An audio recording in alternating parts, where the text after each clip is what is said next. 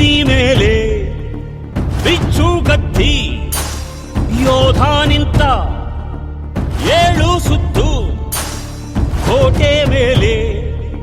ಸಿಂಹದಂತೆ ಕಾದು ಕುಂತ ವಿಷ್ಣು ಶೈವ ಪಂಥವೆಲ್ಲ ಒಂದೇ ಎಂದ ದಾನ ಧರ್ಮ ಒಂದೇ ನನ್ನ ಜೀವವೆಂದ ಕುಲ ಮತಗಳನ್ನು ಸಮ ಎಂದವನು ನೆಲ ಜಲಗಳನ್ನು ಉಸಿರೆಂದವನು ಹೊಸ ಚರಿತೆಯ ಬರೆದನು ಕೆಂಪೇಗೌಡ ರಣ ಕಲಿಯುವನು ರಣ ಹುಲಿಯುವನು ರಣ ಪಡೆಗಳಿಗೆ ಅಧಿಪತಿಯವನು ಯುಗ ಧರ್ಮೋದ್ಧಾರಕ ಕೆಂಪೇಗೌಡ